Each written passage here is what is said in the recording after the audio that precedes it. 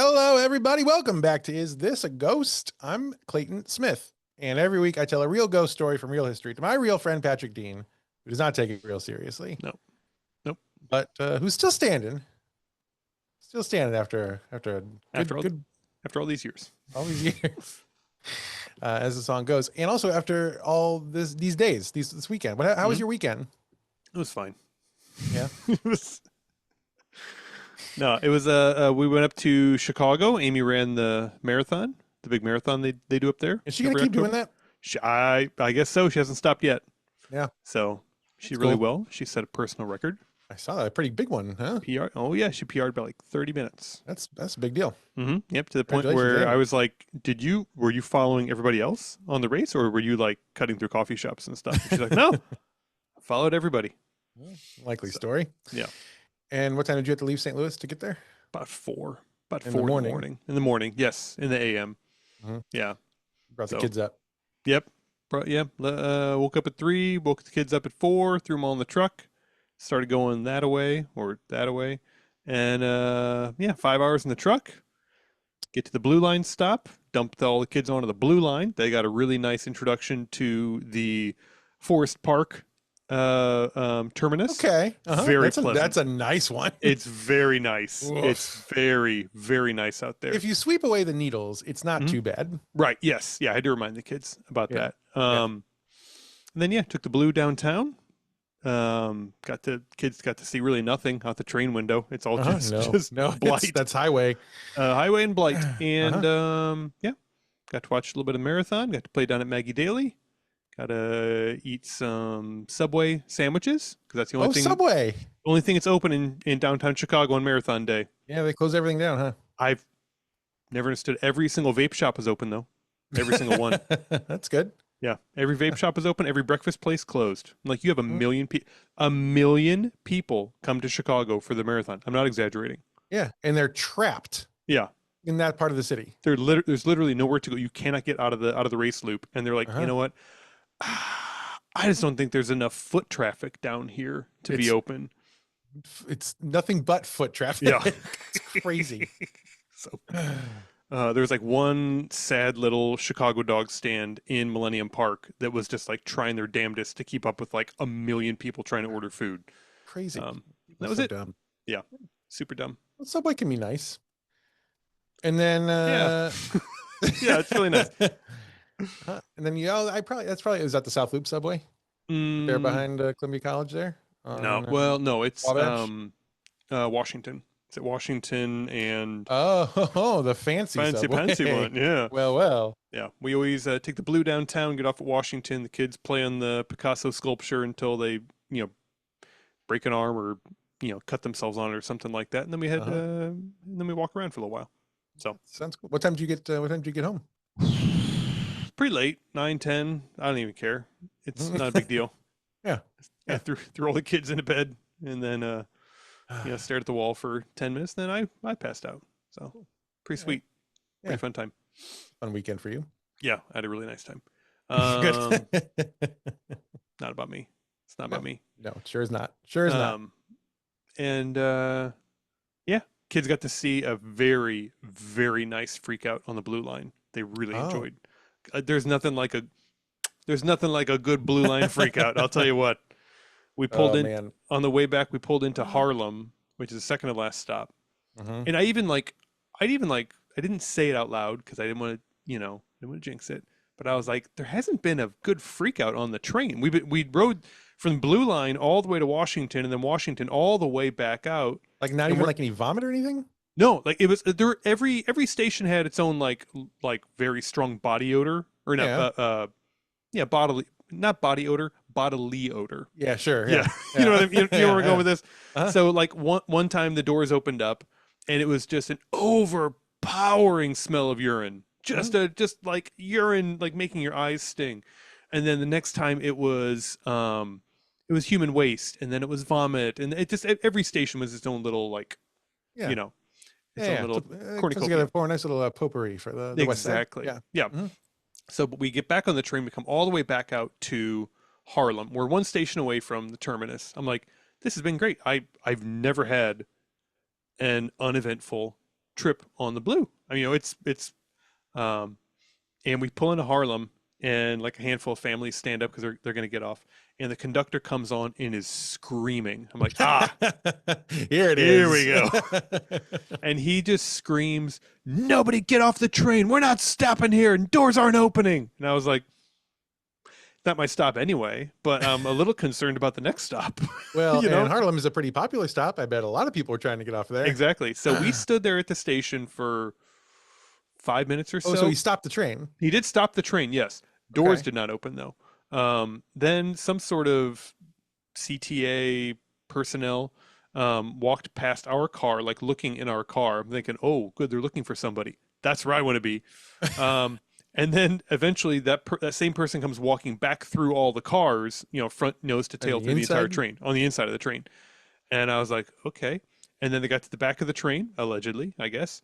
And then the train just started back up and kept on going. Doors never opened. And the family in the car with us is like, I guess we're getting off at the next stop.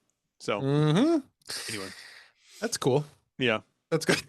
Did I ever tell you my I think I've had a lot of harrowing L experiences, but I think the most was not long before we moved out of Rogers Park, right toward the end of our tenure there, which is when Aaron and I got on a train going from, we were in Evanston, we were at a concert in Evanston, and so then we got on the train right at the beginning there, right at whatever street that is. Yeah. And we only had to go like 3 or 4 stops to get to our stop. So we get on, and there's this guy, and it's like 1:30 in the morning, not a lot of people on the train. And we get on the train, and then we, like, right before the doors close, this huge man, I mean, he like taller than me and broad, huge man walks on, and he's wearing like blue, like worker pants and like a white shirt, and he's got a blue Jewel Osco apron on. Oh, okay. So he walks on. Yeah, just got off work. I get it. Just got off work. Yeah. And he steps in, and he's like blocking the door, and he's got the most dead looking eyes I've ever seen in my life, staring into nothing. And they're like kind of leaking a little bit. He's not crying, but he's like leaking like pus from his eyes a little bit, and just like staring at fucking nothing. And his mouth's hanging open a bit, and he's drooling a little bit. And in the front pocket of his apron, sticking out, is a huge fucking butcher knife. And Aaron and I just look at each other like, what is this? And he steps on right as the doors close, so we can't get off. Right. And so we're stuck in this sealed car with this guy. We're at the very least one stop. So train's going, and so we are on high alert. It's terrifying. And we go to the next stop, and the whole time the guy does not move, does not move a fucking muscle until we get to the next stop. Doors open behind him. He doesn't move. And so there are people trying to get on the train. Right. And they're like, excuse me. And he, no response. He just stands there again, staring dead-eyed, drooling with this butcher knife in his pocket. And so they missed the train. Lucky for them. Right. Oh, yeah. You always have to have a backup door. That time of day, oh, yeah. got to have a backup door. You got to be like, here's my primary. If something funny happens here, that's my secondary over there. Yeah. Because you never know. Those doors open up. Lots of things can be back there. So many things. So many things can be there. So this guy, he was on it the whole time. And so then we get to our stop. We get up before the train stops. We walk to the very far end of the car to use that door. Sure, of course. For many reasons, not the least of which being he's not going to move, but that's not the number one reason why. And he didn't move the whole time. He was fine. But I mean, you could just see like the handle and then like the beginning of the metal of the butcher knife sticking out of that pocket. Like, holy fuck, dude. I don't know what's happening here, but I'm getting butchered tonight. So that's fun. That's great. I miss the L. I do. Oh, man. Some good stories. Some good Never stories. a dull moment or a dull butcher knife. Yeah, boy. That's good. We had Ivy's birthday party this Saturday. Oh, she turned what, 7, 8, something like that? She turned 4. Oh, 4. That's more likely. You would think 7 or 8 because she's huge. Yeah, she's bigger than I am. A massive child. Yeah. She weighs 1,000 pounds. I've told you the theme of her birthday, because we said, like, Ivy, what do you, her birthday is obviously near Halloween. So what do you want your birthday theme to be? And she kept going back and forth, because first she wanted Halloween, but then she really wanted Rainbow Unicorn. And we're like, well, you can't really have both. Like, those don't really. Oh, come on. Well, so she'll never turn 4 again. And I was like, well, and some days it would be like she wants Rainbow Unicorn. Some days it's like, I want Halloween. And then we got closer, and it's like you could see like this light bulb goes off. When I asked her, I was like, "So we got to choose. Like, which one do you want?" She goes, "Rainbow Unicorn Halloween Party." And she put it all together all on her own. And I was like, "Well, okay, what does a Rainbow Unicorn Halloween Party look like?" And she said, "Well, it's Rainbow Unicorn and Halloween." And I was like, "Yep, that's it's about as I don't know what I was expecting." I thought I was the one turning 4. Stupid. So Aaron put together a very nice invitation that said, "You're invited to Ivy's Rainbow Unicorn Halloween Party," and we just left it at that, and just let go, let God, as they say. But it was great. Lots of people came over. Some people were dressed in costumes, and most people were not. And it was fun and good weather. We sat on the deck, and there was adult beverages, and the kids entertained themselves while the parents hung out. It was the best. Lovely. It was a good day. That was the highlight of our weekend. That wasn't really funny or anything, but I did mention I'm really tired. Do you want to hear a ghost story? Yeah, why not? Oh, hey, check our calendars just one last time here. Make sure I got my days right. Yeah, and 1 week from tonight. Yep, we're recording the Halloween episode. Yep, it's gonna be 2 haunts and a flaunt. Yeah, absolutely. That's exactly what it's going to be. 1 week from today. Okay. Okay. Researching starts 1 week from yesterday, I think. And I think, I think my weekend's pretty open. Okay. Pretty open. Okay. Yeah. Well, last reminder. Okay. Jen's gonna have 3 stories. Just I know. Backup, just in case. I know. How insulting. She's gonna be like freaking out like Ren from Ren and Stimpy, just losing her absolute mind. It's fine. It's okay, great. Jen. I'm sure I'll find something. Yeah, don't even worry about it, Jen. All right. Well, with that in mind, I feel better. Let's do a ghost story. Ding, ding, ding, dong. Johannes Tiedemann. Ooh. Was born on April 12th, 1832 in the Kingdom of Prussia. Yeah, that sounded Prussian. I was going to guess Prussian. Yeah, definitely solid Prussian. In the state of Holstein, in the town of Suderow. Ooh, I know all of these things. And do you know why I know these things? I do, because one of them is a cow. One of them is from Six the Musical. That's why I know these things. Oh. You know a musical thing that I don't know. Yeah, but you don't know Six the Musical? I don't know Six. Never saw Six. That's what the Six Wives. That's the Six Wives. Yep. Yeah, never saw that one. The concert one, like it's a huge like blowout concert with no intermission. It's great. It's very loud.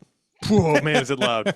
Better or worse than the Taylor Swift movie? Oh, better, much better. Yeah. Okay, good. Anytime you get live talent, that's always more exciting. Where did you see this live? Did you go to Fox? Yeah, at the Fox. Yeah. We got the kids tickets 1 year maybe or something. I don't know. That's fun. But I did go. I went to a thing. Okay, that's good. All right, man. That's great. All right, let's see. Johannes. So Johannes's father, Hans, owned a blacksmith shop that his father, Klaus, had purchased in 1799. Fantastic We've got names. Klaus, Hans, Johannes. I love it. Absolutely love it. 10 out of 10 names this week. Johannes's mother, whose name was Wiebke. Wiebke, yes. Wiebke was the daughter of a wealthy landowner named Lucia Moore. You don't have to say each time. You're nailing it, dude. Thank you. Just go right through. Just go. Yeah. My German ancestry is really coming through tonight. Johannes was one of 8 children. He had 4 older siblings, Klaus, Anna, Ludwig, and Katharina. And he had 3 younger siblings, Johanna, Rebecca, and Luis. Luis? It's Lowies. Lowies. Lowies. Lowiese. Lowies. That's a song about her. Yeah. Lowies. Anna and Johanna died in childhood. Oh. At least none of the good names have. No. Yeah. Jettison those. Those are fine. In 1846, Hans Tiedemann, the father, he falls pretty ill. And his oldest son, Klaus, then steps in to run the blacksmith shop. Okay. On December 24th, Christmas Eve of that year, Hans does indeed succumb to his illness. Oh man. So Hans is out of the picture. The worst Christmas Eve. present. Christmas Eve's a tough time for Hanses. Yes.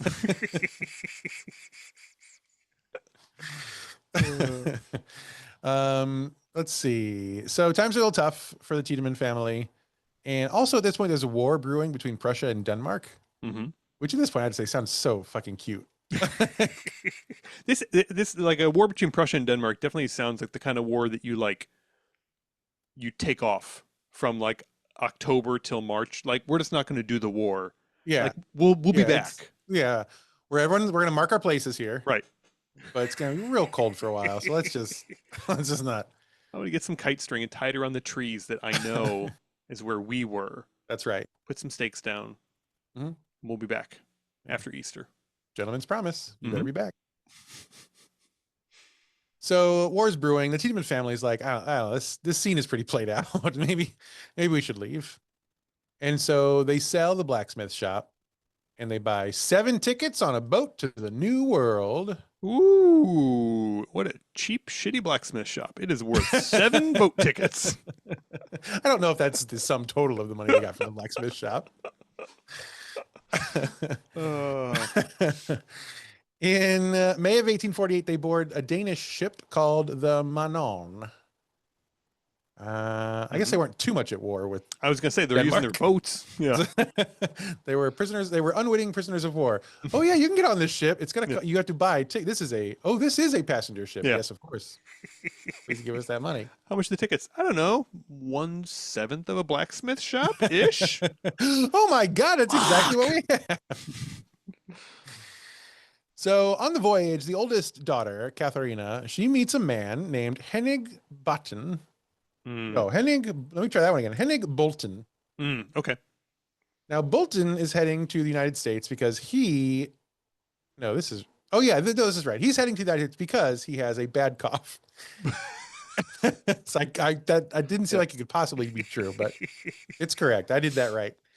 He's heading to the U.S. because he has a cough, and he thinks that the change in climate will do him some good. His doctor is like, "You should go to America." Yep. Yeah, America, right in the middle of the Industrial Revolution. Maybe hang out somewhere up in New England where the fog chokes you in the morning and the smog in the afternoon. God, it sounds just lovely. His doctor was definitely like, "You have to stop coughing around here. I don't want to get sick. Will you just fucking go to America? I don't care. America has a cure for whatever it is you have. I promise." Ask for John when you get there. So poor Bolton has a cough. Now, Katharina falls madly in love. I don't know. It's just the wet, phlegmy rasp of his voice it's everything she's ever wanted. The 3 or 4 words he can get out at a time are so sexy. Even it's so usually good. like, "Get my rag." But that's it. He had me at "Get my rag." Let's see.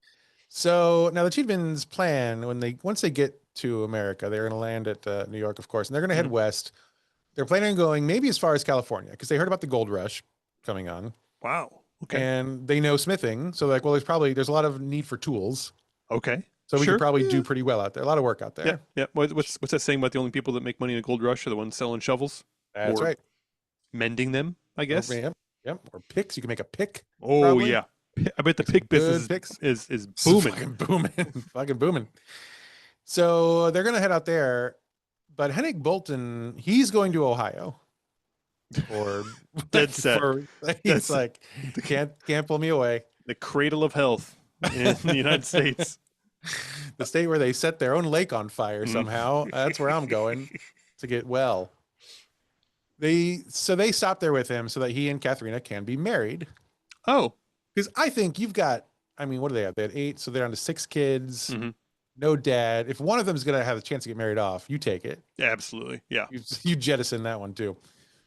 So they stop so you can get married. Now, soon after the wedding day, Bolton learns that his cough is consumption. Oh no, that's the worst one. It's tuberculosis. Let's take a stab at a button. Oh no, that's wrong. Does tuberculosis have a song on our podcast? This just in, tuberculosis is back. No, okay, so let's see. He has tuberculosis. And he dies 20 days after they're married. Oh. Now, the good news is Katharina is the sole heir to his money. Yes. Well, and imagine after 20 days, she can probably still see her parents on the horizon. Like, can you just wait? Oh, Hang wait, on. mama. So she gets his money, and Mama Vipka is like, well, shit, let's just buy some land around here then. So she, with Katharina's money, Vipka buys 83 acres of land. Oh, wow. So things are looking up. Mm-hmm. Now, this land is in modern day Cleveland, so they're not Yeah, looking up well, that much. 83 acres of But Cleveland. can you imagine? What would you have to pay someone to take 83 acres of Cleveland off your hands? Man, it would be several blacksmith shops, not just the one. It would be several. Mm-hmm. Anyway, so back to our friend Johannes, the middle child here. Now he decided to start going by Hannes. Oh, okay.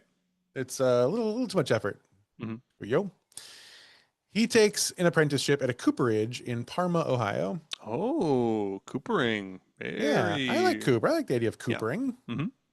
He had been a joiner back in Prussia. Okay. You know what a joiner is? I assume joining pieces of wood together. Yeah, it's basically like a carpenter, I think. That makes sense. Yeah. And so he's probably pretty good at barrel making. Yeah. And so he apprentices at a cooperage there for about 5 or 6 years. Oof. So it doesn't look like there's a lot of room for upward mobility for Hannes in this industry. I've been interning here for 6 years, sir. Can I get a real job? No.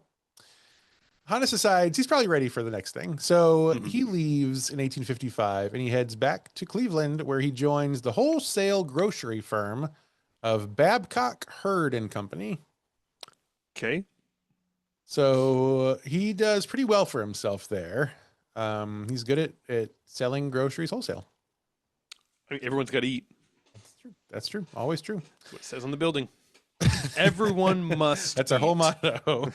That's what the guy outside with a gun to your head said. You must fucking eat. Get in the door. The Civil War kicks off in the U.S., but of course they're pretty far out of the fighting up in Cleveland. But still, it does make Hannes sad. The whole thing makes him sad. Oh, okay. It reminds him of the whole Prussia-Denmark thing. It's probably different than that. Yeah, but I mean, it's a lot more exciting, I would imagine. I think so. Oh boy. And how.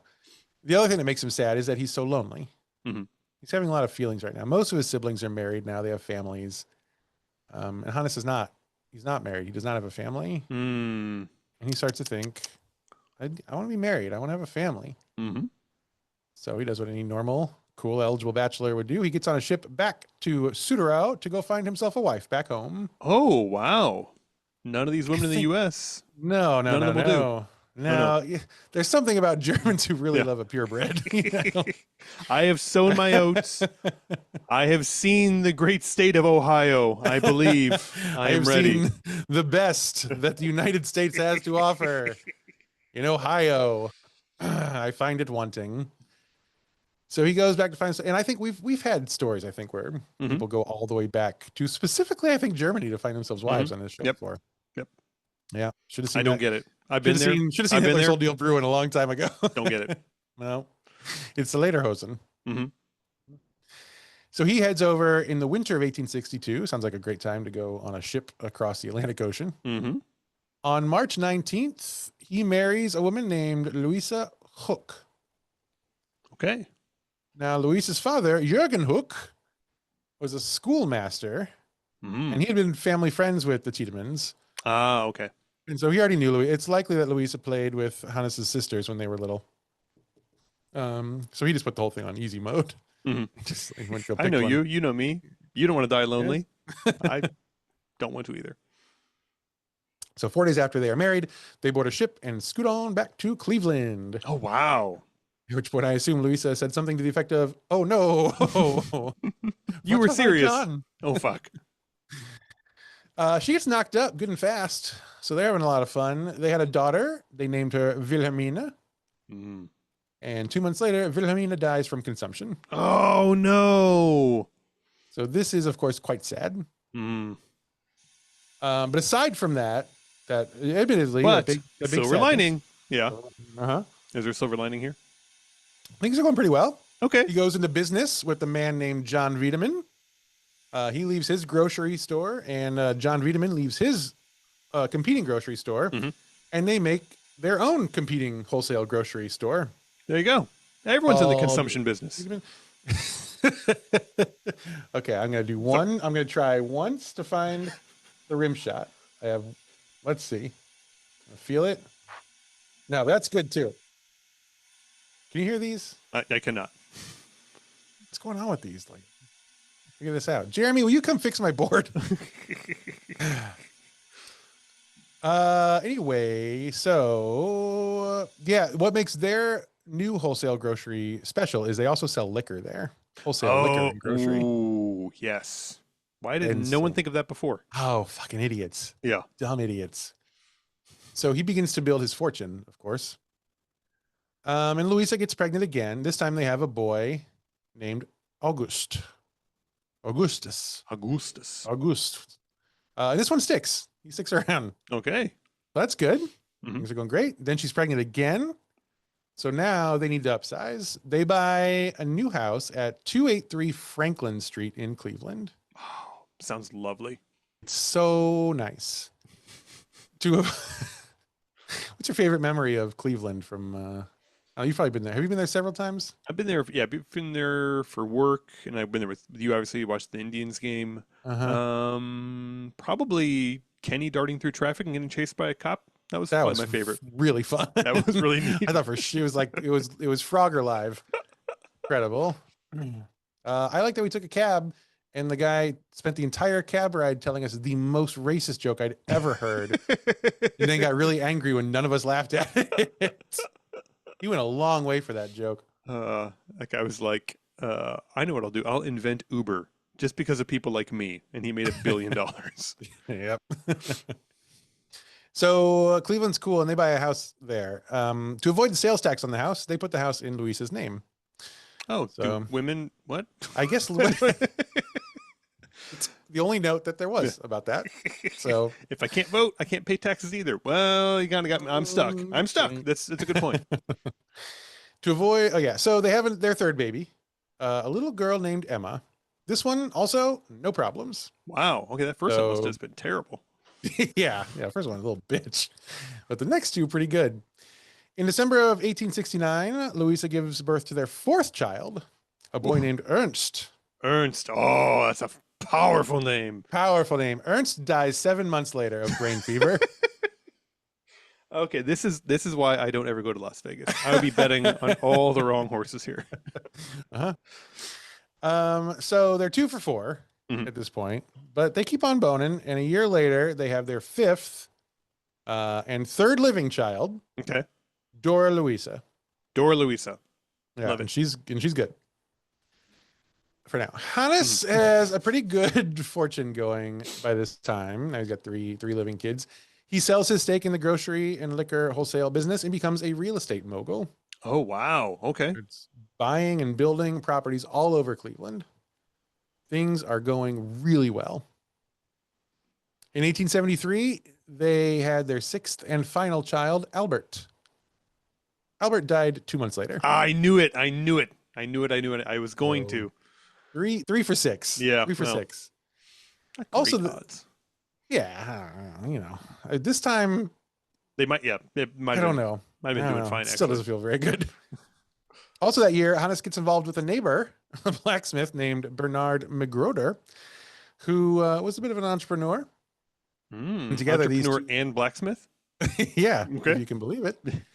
Together, they came up with an idea for an improved marine salvaging device. Oh. And on September 9th, they received a patent for the McGroder Tiedemann wrecking apparatus, which apparently revolutionized the marine salvage industry. Wow. Good for them. Yeah. Are you familiar with the McGroder I Tiedemann am not. wrecking I'm apparatus? not. I'm not in marine salvage anymore. I gave that life up long ago. But I am very curious what this patented technology was. Because I'll tell you, I did Google it and I got 0 returns. Not great. So I don't think it made it very long. But it did well enough to make him an addition to his fortune. So things are going, finally, they're actually going very well. Yes, minus all the dead children. But Yeah, besides that, yeah.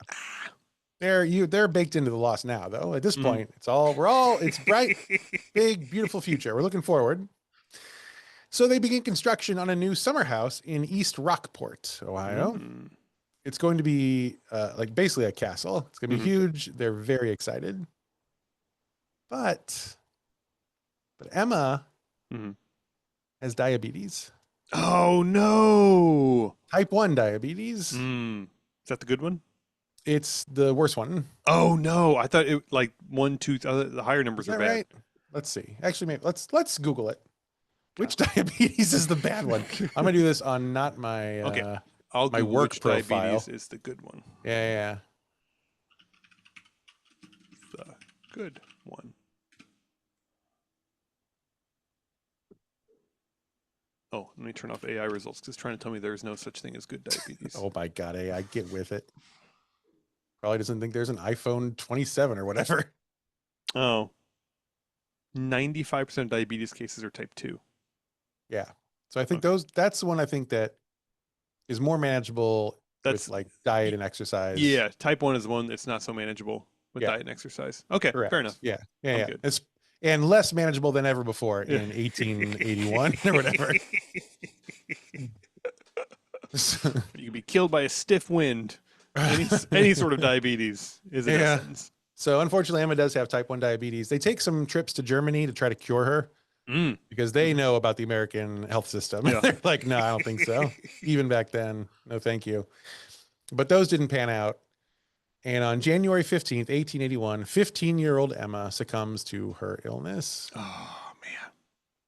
And then there were two. Wish I had a sound effect for that. That would be cool. That'd be kind of creepy. Wham!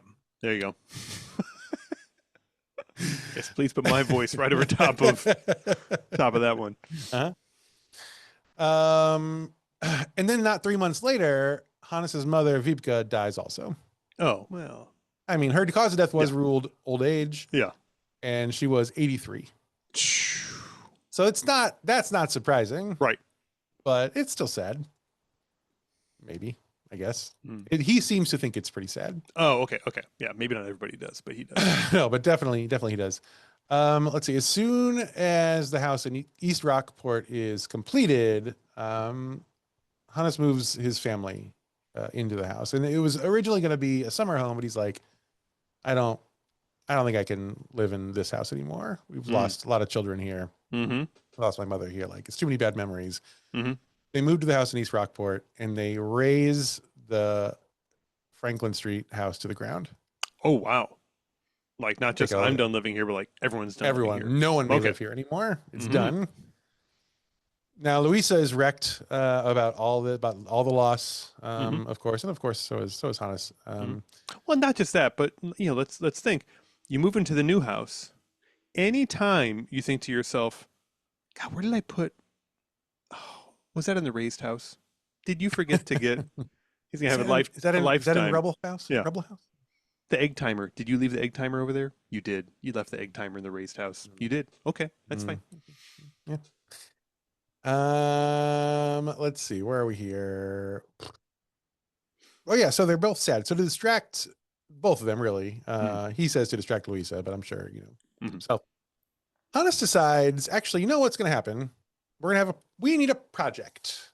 Yes. We need a project. They're going to take the space on Franklin Street. They're going to clear out the rubble. They're going to push aside the egg timer. They're going to dump everything into the ocean. It's the Cleveland way. I don't know if you're aware. They're going to set it all afire and push it out into the lake. That's how half of downtown was built. It's all built on the other half of downtown. And every once in a while we hear a little ding happen, and I know it's time for that egg to come out of that water. I don't know. So they move all the rubble, and they're going to build a new house on the Franklin Street property. Oh, they're going to reclaim it. It's going to be a bigger house. It's going to be a better house. He's going to build himself another castle.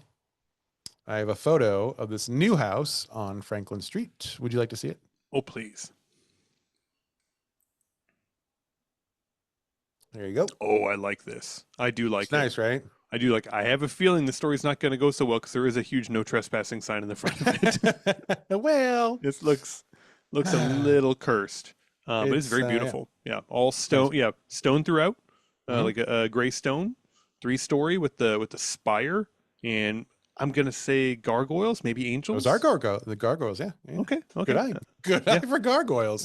Well, Well, you watched cartoons in the 90s, yeah. you know a gargoyle when you see one. And that one's Goliath, and that one, I don't remember what that one's name. Yeah, so let's see. So I didn't write down the architectural style, but it ends up being some very eclectic.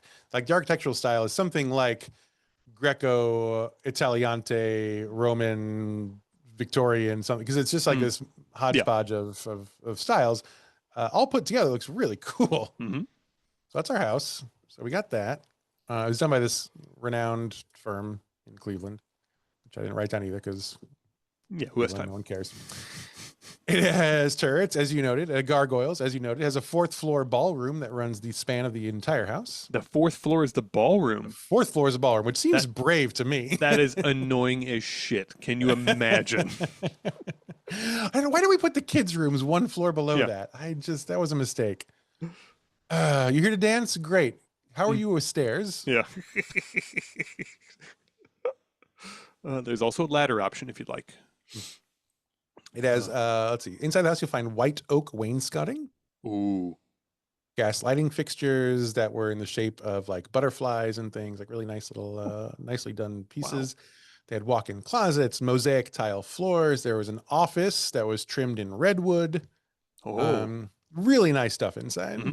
Very nice. So it's finished in 1882 or 1883, and the family moves in full time, Hmm. taking their property back, done with the summer house. Hannes decides he wants to give up being a real estate mogul. He's going to go into banking.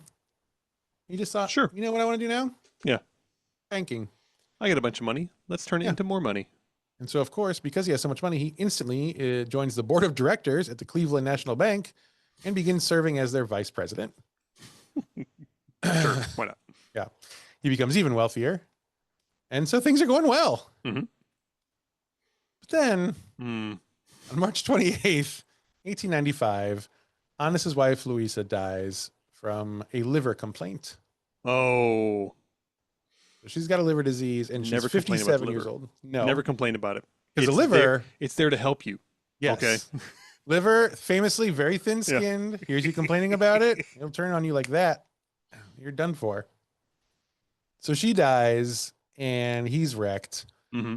A few years pass and eventually Hannes is like, I don't really need this house Right. anymore. But Like, this one I noticed he did not tear down. I am noticing that. no, not yet. Okay. So far, no. It's so far it does stand. There's a So far, it's photograph of it, so I'm pretty sure it stands for a while. Yeah, most of it at least is still up. Mhm. Everyone's dead. And anyone who isn't dead is old enough. They're married. His kids, what's he have? Mhm. 3 kids now? 2 kids now. Yeah. He's got 2 kids left. They're married off. They're moved out. He's so lonely. He moves out and takes up residence in one of his other houses, which is closer to work. Mhm. He does also get remarried, and I saw there were 2 conflicting stories about the second marriage. One of them was that he was married up through the time when he will die later down the road. Mhm. The other one said that he married and then was divorced 1 year later because she was a real dick, and he didn't like her very much. There may be some truth in the midpoint because the one that said that she was around until he passed said that in his will he's got he's a millionaire Right. at this point. In the will he left her something like the quote was something like he left her $50,000 in accordance with the contract she signed on whatever date this many years later. So I don't think it was like a cool marriage. Yeah. Might have been like the world's first prenuptial agreement. That's kind of what it sounds like to me. Yeah. So but he did get married again, but it's not. I don't think it's great. He moves closer to work. He sells. Eventually, he rents out the house on Franklin Street for a little while. But after a few years of that, he's like, it's not. It's such a hassle. Again, the memory is too much. He sells the house that has come to be known as Franklin Castle, which you and I may know as Frank Castle, the Punisher. What? And this is the story. I did look. I was like, oh man, wouldn't it be great if Frank Castle's full name was Franklin? Mhm. And unfortunately, it's Francis. Ah. But it would be so great. So anyway, so they sell the castle. Now soon, Hannes is promoted to president of the bank. He's rising up, and so things are going really well. Mhm. You know. But then on April 20th, 1906, August Tiedemann, his last remaining son, dies from arteriosclerosis, which I Oh, believe is a deterioration of the arteries, sounds like it. Yeah. like high blood pressure. Mm-hmm.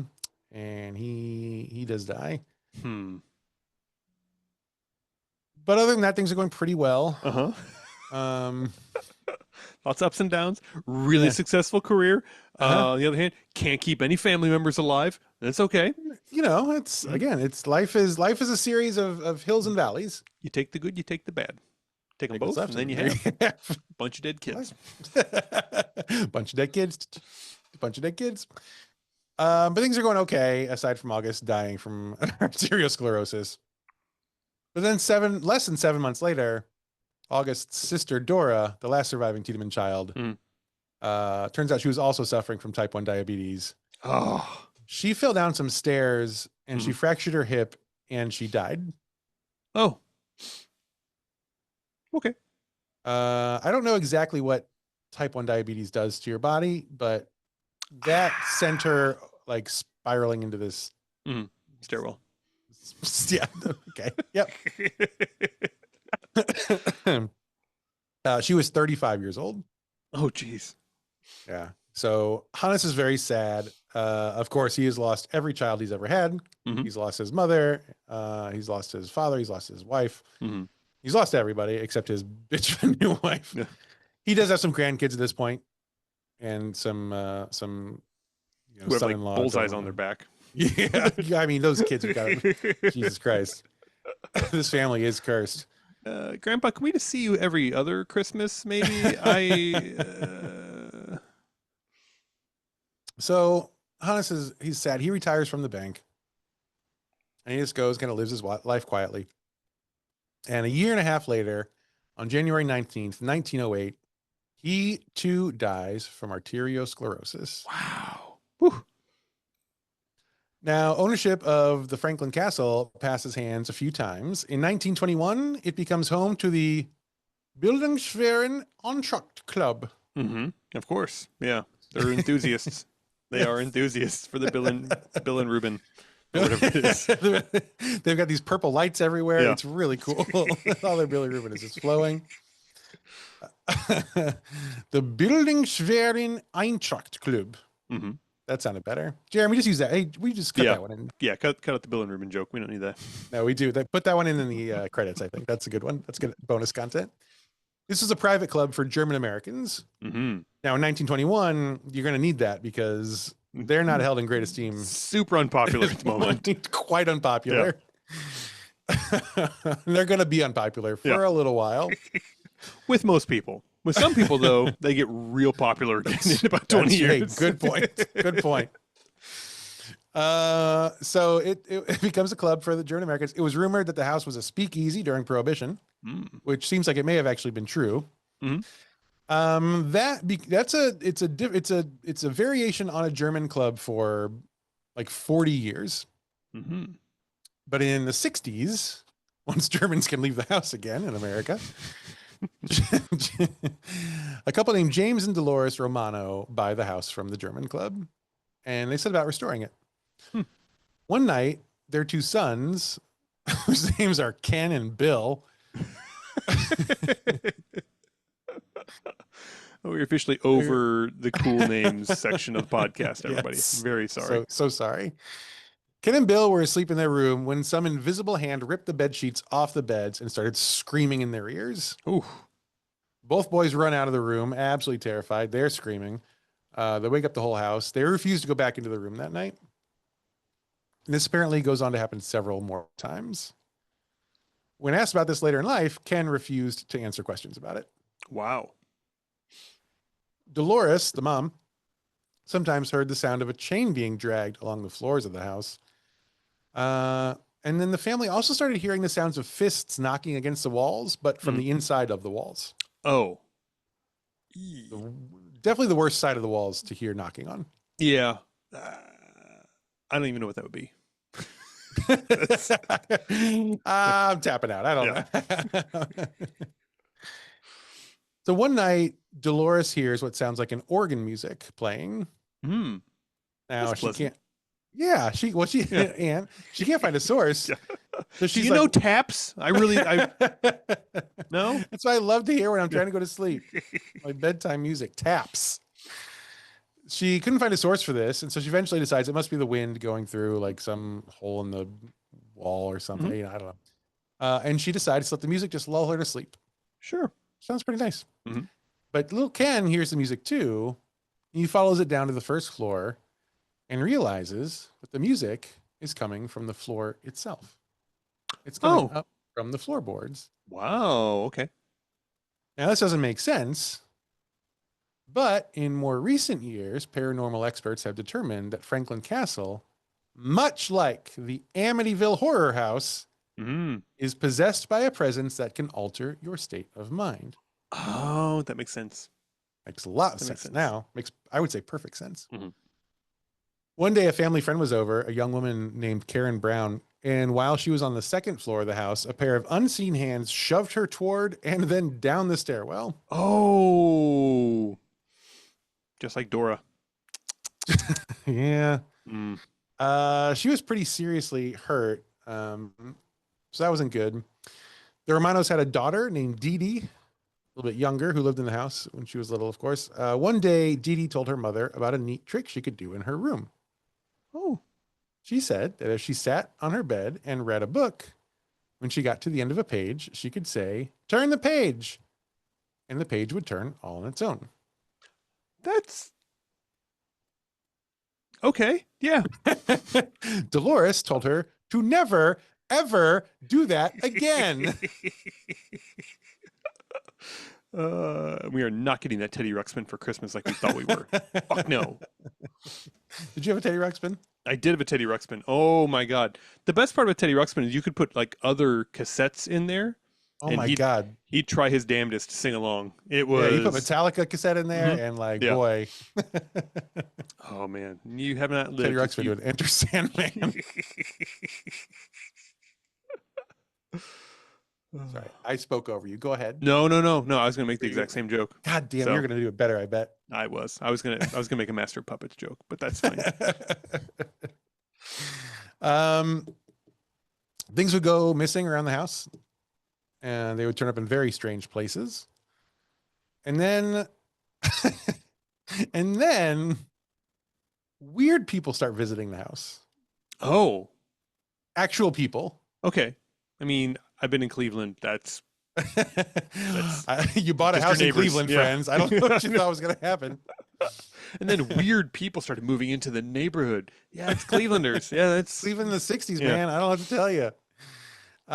There were people who identified themselves as witches, both white witches and black witches. And that's not Ah. skin color. That's, yes.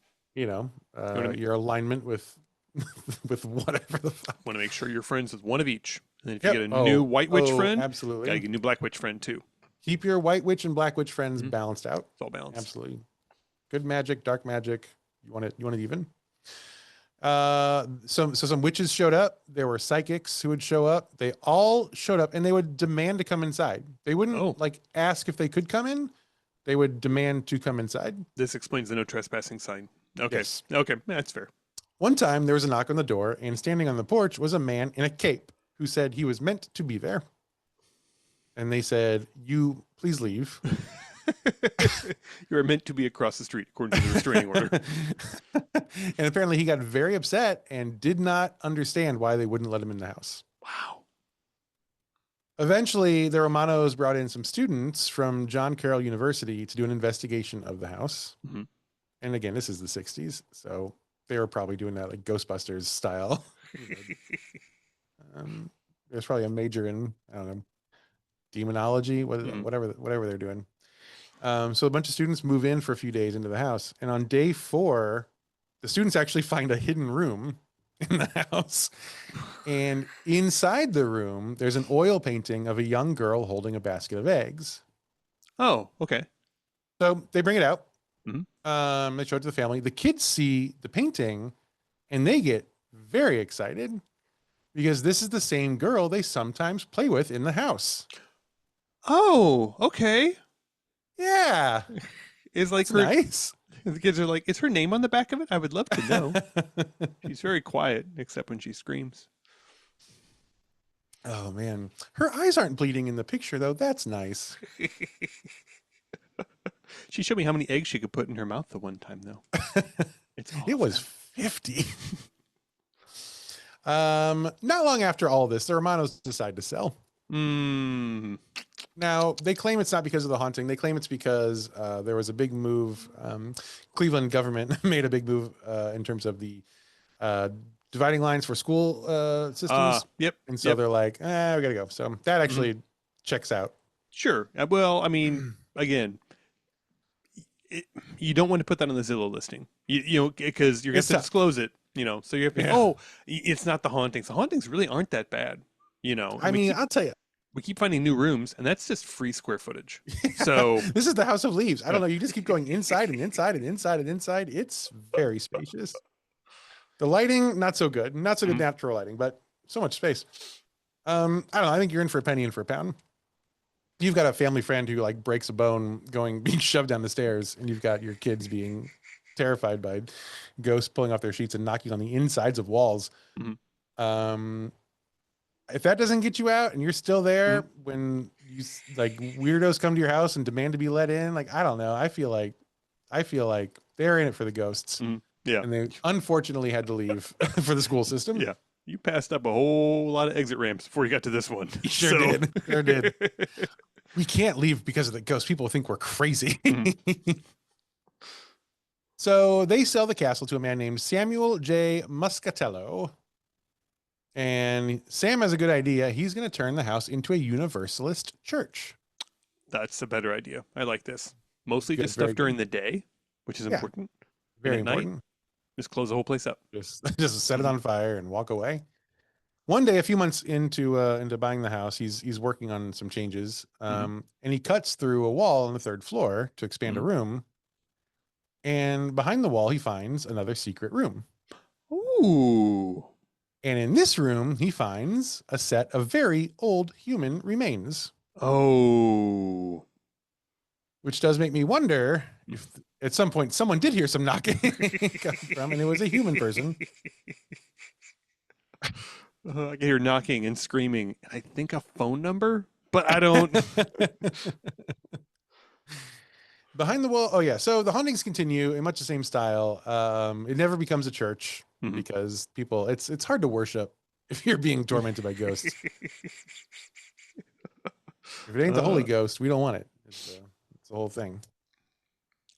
In 1984, the castle is purchased by Michael DeVinco, who is Judy Garland's fifth husband.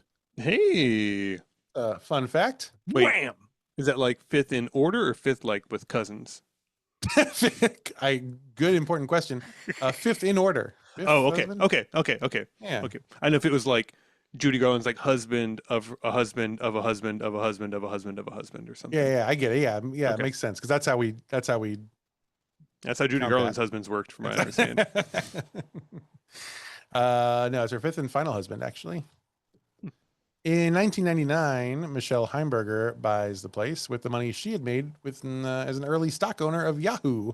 Hey. Yeah, 1999 was the right time to cash out of Yahoo. Absolutely. Oh man, like 4 more years and you lost your shirt. It is very fitting that somebody who cashed out of Yahoo immediately bought a haunted house with the money, though. Yeah, it's coming for her one way or the other. She's losing everything. Later that year, the house catches on fire. Oh. Responders who arrived at the house found a man inside the castle, still setting the fire, still like walking around. He's very determined to burn the whole place down. Oh, okay. So like arson, like caught you red-handed arson fire. Yeah, so he goes in, he starts a fire. People are like, oh, the house is on fire. They go to put the fire out, and the guy is still inside, still setting more rooms on fire. He's there to do a job. God damn it. And he's going to do that job. When he's arrested, he tells the responders, quote, "I had to burn down the castle because it is pure evil." Just like that Dairy Queen. It caught fire a couple more times since then. But you can't keep a bad house down. And today at Franklin Castle in Cleveland, Ohio, I think you can rent a room. Here's a fun thing. I'm going to show you their website. Oh, yes. And we're going to spend some time investigating this website. If you're not watching this on YouTube, I encourage it. At the very least, I'll put the website in the show notes, and I do encourage you to visit it for yourself. Here's the homepage, Pat. Okay. It's under new direction. Create an account. I'm not going to create an account for the haunted house. That's not happening. I'm going to create an account with your name. Okay. Okay. So we'll stay on the lookout for that. Overnights, dare if you care. Dare if you what? I don't know. So here's this picture. Mm-hmm. Hang on. Once upon a time, back in the 1800s, here's this. It's this poorly told story of Franklin's castle. And you enter, you have just stepped across the threshold into another dimension. Follow me, child. Should I click this link? I have not clicked this yet. Click follow Should I click me. the link? Yeah, follow me, child. This is my work computer. Okay, follow me, child. Click. Oh. That was the page says once upon a time. You see like the weird like loading image? It was like a weird don't doll. like it. Okay. Don't like it. This is a real-time The Ring video, is what's happening here. And I thank God you're watching this with me, because now it's your problem. Hopefully we have more than one YouTube viewer this week, because then it's no longer my problem either. So I am sorry I told everyone to go watch this on YouTube. That was a mistake. I didn't know we were doing here. So here's the history. Mm-hmm. I did not go off this history because... Are you sure? This looks very familiar. There is a book about this. It's a self-published book, and that is actually where I went off of, and it was tough to get through this week. I'll tell you that. Let's see, but you can stay the night. Let's see. Dare if you care. Again, you won't forget. Dare if you care. Sign in or create account. Okay. So Ooh. Now this room is called the Eerie Suite. It does look pretty eerie. Oh, I don't like that. I don't like the loading image. The loading image I don't care for. Is it? It's not even loading. I think it might be stuck on it. The image. Oh God! Okay. I don't like that. I don't know. $300 a night. Be serious. Wow. But it was Louisa Tiedeman's very own private suite. Mm-hmm. Pretty good. You have to be up to date on like vaccinations to stay there or something? Or I don't know. That's great. Carmilla. So you've got the Eerie Suite, and then you've got Carmilla's Garden Suite, which sounds quite nice. Oh, Hannes's Master Chambers. Oh, okay. This I like. A lot of built-ins. I like the built-ins. Some high schooler made this website in 1997 and has never updated it. Why did it take so long to load? It's nothing. It's just pictures and text. $400 a night. This does look like a nicer room, though. It does look very nice. That's true. This one has a queen bed, so that's pretty good. 640 square feet. I don't know, man. So this is the site. You can get a room here. I'm going to make an account for you so you can go and do this. I don't know what my castle is. Let's see. Oh, it's your account. Okay. The ominously named More. Cart. Hang on. Do some shopping. Is there anything to buy? There's nothing to buy. Nothing. I do like this gif of the swinging chandelier. So weird. Anyway, so this is the web. This is, as far as I can tell, the actual website for this house. I don't know who the fuck owns this. Oh, this is the. Oh yeah, this is good. I did see this page. This is the events page. I can't read any of this. It's way too small. But I love these images. Almost all the event images are the same. They cycle through. There's like these red candles that are lit. That's a popular one. There's one of like a demon shadow on a wall. And then Spirit of Savasana Yoga. So I guess you could do haunted yoga. With Trish Sextella? Okay. I mean, I'm interested. We'll look into it. I think we can make the account. We should make the account. We should just see what the account of your game. Anyway, that's website. And so it's pretty good. And very expensive. But yeah, you could do it. And that's the story of Franklin Castle in Cleveland, Ohio.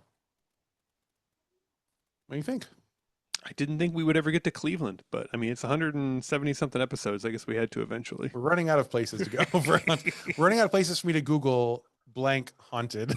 So Cleveland seemed right. Yeah, pretty straightforward. Lots of sadness, lots of money. Lots of money. They say money can't buy you happiness, and I think this story proves that wrong. More money, more problems. Oh my God, is that what they meant? That's yeah. For every Yeah. million you make, you will lose a child. Exactly. That's why Elon has to have so many children. Gristle for the mill. Well, that's the story of Franklin Castle. And Is This a Ghost is a production of Smith Show Media. All the notes this week were taken by me, Clayton Smith. All the funny jokes were from Patrick Dean. Our audio editor is Jeremy Montoya. Our video editor and website, I don't know, webmaster. That's what it's called. Yes, There's the a name for that. webmaster, The like Spider-Man. webmaster is Jen Swanson. Our social media team consists of Jennifer Jones, Sam Murdoch, maybe Kai Valonis. I'll be honest, I haven't heard from Kai in, at this point, 6 months. So Kai, I hope you're doing all right out there. Let's see. Our merch is handled by Fox and Quill Studio. Go follow them on Instagram at Fox and Quill Studio. And whatever you do, don't cask of Amontillado people in your own house, no matter how annoying they are, or else we will be talking about you next week on Is This a Ghost? Doom, doom, doom.